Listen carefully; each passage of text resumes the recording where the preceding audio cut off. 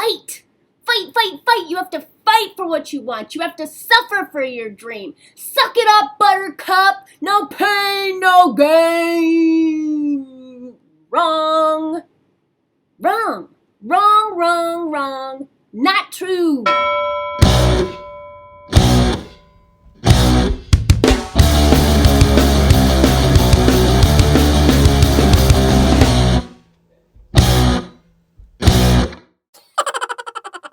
Hi, welcome to Kick-Ass Switch. Put in the K in Magic. I'm Joanna DeVoe, and you are watching another video about the law of attraction, the magic of the law of attraction, one of my all-time favorite subjects, and you're either usually in one camp or the other. The people who love the law of attraction and believe, and the people who think that it is total bullshit. And it's amazing to me how many witches and magicians and occultists think that it's bullshit, because it's one of the most powerful, consistently provable forms of magic that I personally have ever experienced. But I just want to say about today's topic, before I get going on this, is that you do not have to believe in the law of attraction to understand that taking the path of least resistance can get you to where you need to be, where you want to be, where you desire to be, a hell of a lot faster than trying to make yourself do something, than trying to pump yourself up with a bunch of almost like abuse, like self-abuse, the whole suck it up, buttercup, no pain, no gain. That does work. Some people find that very inspiring and exciting, so I'm not gonna discount that experience for those kind of people. I am just not one of those people.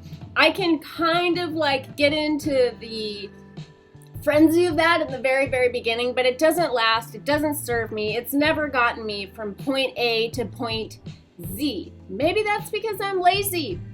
Maybe that's because I'm just a person who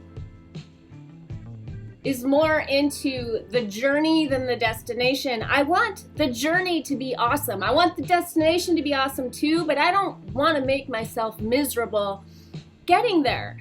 So for a lot of people, when they try to really buckle down and practice a lot of self-discipline, really elaborate, interesting forms of procrastination start to appear. And I've talked about this before. I've talked about just about everything I want to talk about today before, because it's a favorite subject of mine. But a lot of times, procrastination is tricky and sneaky. We kind of lie to ourselves and, we'll be like, well, I think instead I should be doing this thing, or I'd rather do this thing, when in fact we've just actually created so much tension and pressure around attaining the object of our desire that we have freaked ourselves out and scared the crap out of ourselves to the point where we cannot get there. It's just too overwhelming. So in that way, whether you believe in the law of attraction or not, moving your way toward a goal incrementally, taking the path of least resistance, going where the flow is, making choices that they're baby steps, making choices that feel good in the moment. They may not get you from A to Z overnight, but they get you from A to B. They get you a little bit closer and a little bit closer, and they're within the realm of where you're at today and what feels good. It might just be a little step outside your comfort zone. Sometimes you can get there a lot faster that way.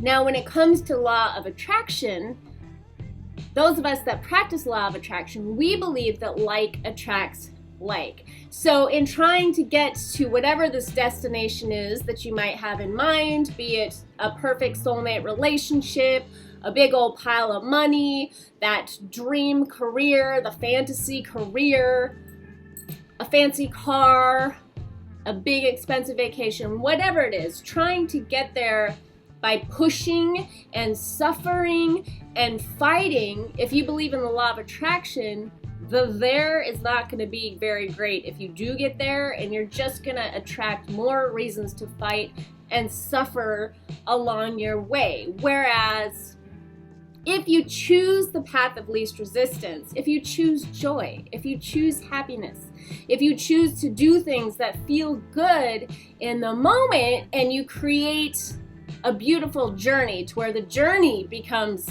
the destination, to where the thing that you're after, it's nice to have a goal, it's nice to have that in mind, but it's not the point. The point is the journey. The point is your life experience. When you make that fun, when you take the path of least resistance in that way, like experiences are attracted to you. So it starts to snowball. Fun leads to fun. Happy leads to happy. If you believe in the law of attraction, whatever you want has already been messaged out to the universe. Or you might be a person who believes you have to write it down or put it on a vision board. But once that process has happened, it's really a matter of removing resistance, because we tend to hold ourselves away from the things that we want with a lot of intensity. So the process of the law of attraction can really be about removing little pieces of resistance, and you do that by finding your happy place, getting into the vortex like I was talking about last week. And for me, someone who works from home, I actually have the luxury of practicing this on a daily basis. So some days I'm really, really inspired, have a lot of thoughts in my head, I feel like really fired up, and I take advantage of that time and I write. I might write a bunch of blog posts, I might write some Facebook posts, I might write a newsletter, I might work on the novel, but I make sure that I take advantage of that moment and that energy, because for me that day, that is the path of least resistance. The next day I might wake up and feel kind of tired. I might experience some kind of hormonal dip, or maybe I catch a cold, or maybe I just feel kind of funky, or like playing hooky for no real reason that day. So on that day, I will just take it easy. I'll practice self-care. I'll do what I can with the energy I have. I might take a nap and find out all I needed was a little bit of rest, and then that gets me into the zone, and then I'm ready to do something again. I design my workout routine this way to where if I have a lot of energy one day, I might go jogging, or I might do a really hardcore workout. If I'm feeling very heavy or lethargic, I might just like throw on a YouTube video and lay out my exercise mat and just sit there stretching, and at least I'm moving, at least I'm going. I've chosen the path of least resistance. I've shown up for myself, and maybe that's all I do, but typically it starts to snowball and I'm like, well, I'm on my mat, I might as well do a little bit of yoga. And then that kind of gets the blood flowing, and I'm like, oh, I'm feeling better. Maybe I could just march in place, or I might throw on a dance tutorial at that point and like start dancing, and before I know it, I'm exercising. So in that way, you can choose the path of least resistance and move your way into whatever it is that you're trying to work yourself into that might otherwise not happen. If you work a job, like not everybody has the luxury of working from home, it is a luxury in some ways, but it has its own challenges. I love it. I wouldn't trade it for anything, but I am not saying that it's like the perfect easy path that we all need. Some people really want to work in an office environment, or you might have a job where you're on your feet all day and you have a set schedule. You might work at Starbucks or Target or a department store or something like that, where you have to show up at a certain time and you have to stand at that cash register or walk around the floor or whatever you have to do for 8 hours. And there is no taking the path of least resistance in that. I just think I'm going to take a 2-hour nap. But there are little things that you can do to where, like if you're having an off day, if you just have low energy, the path of least resistance for you might be wearing an extra pair of comfy shoes that day, keeping a little like peppermint oil in your pocket so you can like do a little aromatherapy throughout the day. And it might just be going at a slower, more relaxed, mindful pace.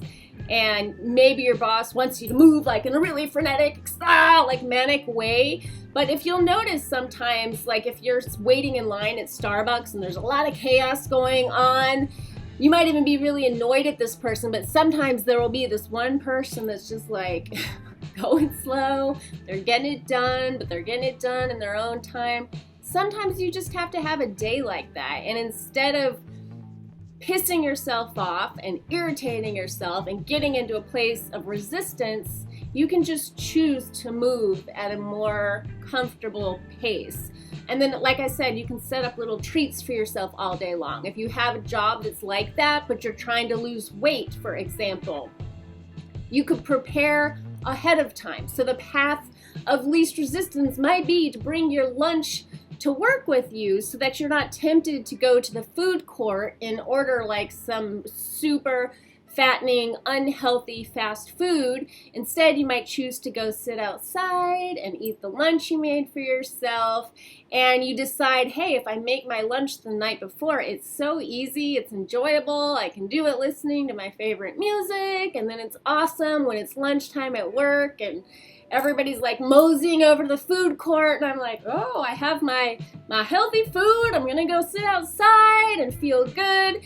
And in that way, you're choosing the path of least resistance. You're making it easy for yourself to where you don't have to exercise self-discipline, to where you don't have to walk the 2 extra blocks to the healthy restaurant, go quickly through and get back to work in your tiny little whatever hour-long break you have, because you never make it happen. You always tell yourself you're going to walk the extra 2 blocks, but then you never end up doing it because in the moment it's not fun. You know this about yourself. You know you're not going to walk the extra 2 blocks, but maybe you can throw some New Girl on Netflix the night before you have to go to work and you can make yourself a lunch.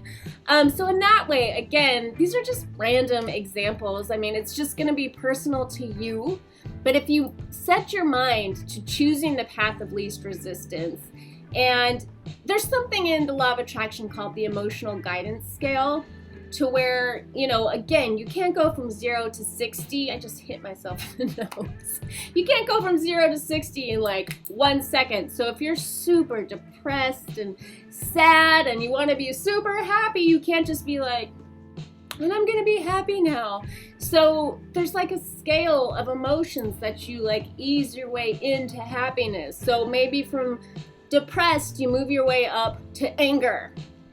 And I was just talking about this. Anger feels more empowering. It has more energy to it than depression. So you move your way up the scale that way. And then you're like, what would feel even better than anger? And then you move into that, like just the path of least resistance. You don't try to go too far too fast. You just take the next step and kind of ease your way. I eased my way into 2015. It was a completely new way of stepping into the new year for me, and it was amazing. I got so much done, and I enjoyed myself, and I was always very type A about the new year. Like, I'm gonna do all these things. I'm gonna have all these new year resolutions, and I'm just gonna And this year, I actually took my own advice that I've been talking about for a while now. I actually took my own advice and I eased my way slowly. I spent all of January and a large part of February, like easing my way into my new goals. And they became permanent ways of life for me because I didn't freak myself out. I didn't set my sights too high. I just kept like taking the next step forward and taking the next step forward and taking the next step forward until I had new patterns in place and an entirely new experience of life. And that's what the path of least resistance is all about. It's so hot in here, speaking of the path of least resistance, that I'm going to wrap this up right now because I need to go stand in front of my window air conditioning unit. But before I go, let me say the autumn equinox module is for sale right now for the autumn equinox. And why I'm talking like this is because I finally have it set up so that those of you who are watching from the Southern Hemisphere, you can do the Psycho-Spiritual Wheel of the Year too. So the spring equinox module is up for you guys, and this is the first time ever, thanks to my friend Sammy Lou, who is going to be the Southern Hemisphere ambassador of the Psycho-Spiritual Wheel of the Year. So follow the links down below if you want to sign up for that, and I hope you show up on Monday to do the next Facebook challenge. It's not too late to go back to this Monday's and join in the fun and be entered into the drawing. See, it's so hot. I'm losing my train of thought. To be entered into the drawing to win a 60-minute coaching call with a real life kick-ass witch. That's me. Until we meet again, much love. Peace.